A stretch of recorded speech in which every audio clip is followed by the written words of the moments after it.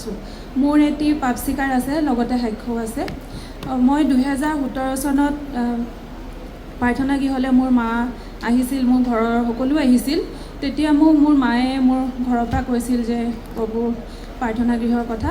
তেতিয়া মই মাক কৈছিলোঁ যে মা, মই তালৈ নাযাওঁ, মই খ্ৰীষ্টান নহওঁ, তালৈ নাযাওঁ বুলি মই গুৰু পিতাক কথা তেনেকৈ কৈছিলোঁ। সেয়া মই ঈশ্বৰৰ দৃষ্টিত ভুল কৰিলোঁ। মই আজি সেয়া পাপ স্বীকাৰ কৰিছোঁ, প্ৰভুৱে যাতে মোক সেয়া পাপৰ পৰা যেন ক্ষমা কৰি দিয়ে। লগতে মোৰ 2020 চনত মোৰ বিয়া হৈছিল। বিয়া যিহেতু মোৰ গুজৰাটী সম্প্ৰদায়ৰ এজন ল'ৰাৰ লগত বিয়া হৈছে, তেখেতৰ ঘৰ গুজৰাটত হয়। আৰু বিয়াৰ পিছতে মই ইমানেই শাৰীৰিক মানসিকভাৱে ছমাহৰ পিছত মোৰ স্বামীয়ে মোক অত্যাচাৰ কৰে, মাৰ পিত, তেওঁ মানে বহুত অত্যাচাৰ কৰে। 2020 চনত তেতিয়া মোৰ মায়ে পুনৰবাৰ মোক ক'লে প্ৰাৰ্থনা গৃহৰ কথা। সেই তেতিয়াৰ পৰা মই তেতিয়া গুজৰাটত আছিলোঁ, তেতিয়াৰ পৰা মই গুৰু পিতাৰ এই নামঘৰৰ প্ৰাৰ্থনা শুনি, প্ৰাৰ্থনা কৰি তেনেকৈ গুজৰাটৰ পৰা অসমলৈ আহিছিলোঁ। আৰু সেই সময়ত যিহেতু মোৰ কাৰো লগত যোগাযোগ নাছিলে, মই গুগলত চাৰ্চ কৰি মই প্ৰাৰ্থনা গৃহৰ দীপেনদা নাম্বাৰটো পাইছিলোঁ। দীপেনদাই মোক প্ৰাৰ্থনা দিছিলে আৰু সেই প্ৰাৰ্থনাই শুনি মই ঈশ্বৰক এটাই প্ৰাৰ্থনা কৰিছিলোঁ, প্ৰভু তুমি মোক ইয়াৰ পৰা লৈ যোৱা, গুজৰাটৰ পৰা অসমলৈ লৈ যোৱা, মোক প্ৰাৰ্থনা গৃহলৈ লৈ যোৱা। আৰু সেই সময়ত ক'ভিড হৈ আছিল। এই ক'ভিডৰ সময়তো মোৰ একো দুখ কষ্ট নোহোৱাকৈ প্ৰভুৱে মোক প্ৰাৰ্থনা গৃহলৈ আনিলে। আৰু 2020 চনত মই মৰাণলৈ আহিলোঁ, মানে ঘৰলৈ। তাৰপিছত 2022 চনত মই প্ৰাৰ্থনা গৃহলৈ প্ৰথম আহিছিলোঁ। তেতিয়াৰ পৰা মই প্ৰাৰ্থনা কৰি আছোঁ। কিন্তু মোৰ মানুহজনে যিহেতু তেওঁ গুজৰাটী সম্প্ৰদায়ৰ, তেখেতলোকে বহুত দেৱ দেৱী আৰাধনা কৰে, তেওঁ বিশ্বাস নকৰে। প্ৰভুক যেতিয়া মই গ্ৰহণ কৰিলোঁ, তেতিয়া মোক প্ৰাৰ্থনা কৰিব নিদিয়ে, মোক ইমানেই মাৰ পিট কৰে, মই প্ৰভু নাম একোৱে ল'ব নোৱাৰোঁ। মোক সদায় খ্ৰীষ্টান বুলি মোক বহুত মাৰপিট কৰে। কিন্তু হ'লেও মোৰ হৃদয়ত, আৰু মই নামঘৰত যিহেতু দাদাহঁতক চিনাকি হৈছিলোঁ, তেওঁলোকৰ পৰা যি পাইছিলোঁ সেয়া পাই পেলাই মই সদায় ঈশ্বৰক প্ৰাৰ্থনা কৰিছিলোঁ, প্ৰভু যাতে তুমি মোক সেই পবিত্ৰ গৃহলৈ, মোৰ স্বামীক যাতে তুমি যাবলৈ বাট মুকলি কৰি দিবা, মোকো যাবলৈ বাট মুকলি কৰি দিবা সেয়া। আৰু ঈশ্বৰে 2022 চনৰ পৰা 2026 চনলৈকে মোৰ প্ৰাৰ্থনা শুনিলে। মোৰ স্বামীয়ে হয় তেওঁ বিশ্বাস নকৰে, কিন্তু মোক আজি স্বামীক কৈ মই 2026 চনত মই পবিত্ৰ গুৰুগৃহলৈ আহিব পাৰিছোঁ। এয়া মোৰ জীৱন্ত সাক্ষ্য। আৰু লগতে মই আৰু এটা পাপ স্বীকাৰ কৰিব বিচাৰিছোঁ। যিহেতু জন্মৰ পৰা 30টা বছৰ বয়সলৈকে মই যিমানবিলাক লোভ, মোহ, অহংকাৰ, পাপ মই নাখাবলগীয়া খাইছিলোঁ, নকৰিবলগীয়া কৰিছিলোঁ, লোভ, মোহ, অহংকাৰ, ব্যভিচাৰ সকলোখিনি মই কৰিছিলোঁ। কিন্তু 30টা বছৰ পিছত মোক ঈশ্বৰে মাতিলে। মই ঈশ্বৰক কোটি কোটিবাৰ ধন্যবাদ জনাইছোঁ আৰু মহান গুৰু পিতাক ধন্যবাদ জনাইছোঁ। পিতাৰ যোগেৰে যে আমি জীৱন্ত সত্য ঈশ্বৰক পালোঁ, শেষলৈকে যেন পিতাৰ চৰণতে থাকি আমি ঈশ্বৰৰ গৌৰৱ মহিমা প্ৰশংসা কৰিবলৈ যেন প্ৰভুৱে মোক জ্ঞান বুদ্ধি শক্তি দিয়ে। লগতে মোৰ স্বামীকো তেওঁ আজি মোক আহিবলৈ পাৰ্মিশ্যন দিছে। তেওঁ নিজে বিশ্বাস নকৰে, বাকী যিখিনি আছে সেয়াও যেন প্ৰভুৱে মোক আশীৰ্বাদ কৰি দিয়ে। এয়াই মোৰ জীৱন্ত সাক্ষ্য। Praise the lord. Praise the Lord.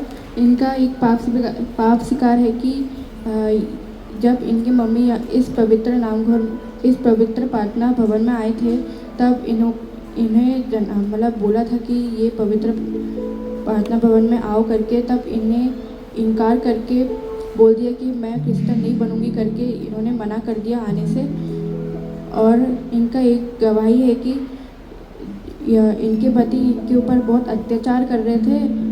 तब इन्होंने गूगल में ये पवित्र प्रार्थना भवन का वीडियो फ़ोटो सब देखा और वहाँ से इनको दीपेंदा का नंबर मिला। तब से इन्होंने प्रार्थना लेना स्टार्ट कर दिया और तब से प्रार्थना कर रही है। और इन्होंने प्रार्थना भी किया कि इनके जो पति जो इनको मना करके रखे हुए थे और आने नहीं देते थे, इन्होंने ये भी प्रार्थना किया कि उनको भी आने के लिए इधर प्रार्थना कर रहे थे। तब इनके पति ने इनको यहाँ पर आने के लिए परमिशन दे दिया। तब से ये ईश्वर के कहने में चल रहे थे।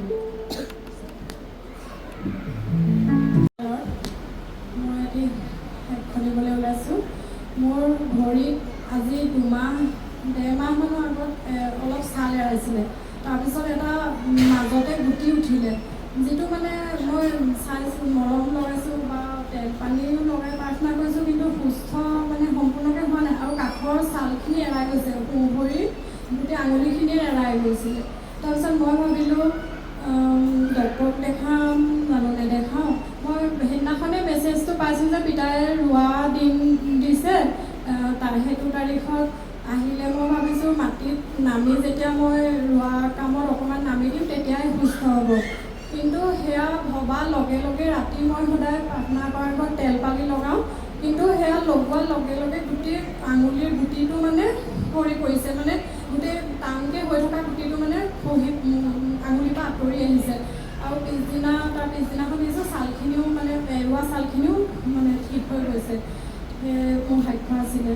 Praise the Lord. इनका ये गवाही है कि इनका पैर में बहुत सारे दाने हो रहे थे और साथ साथ इनका जो स्किन है वो भी निकल रहा था।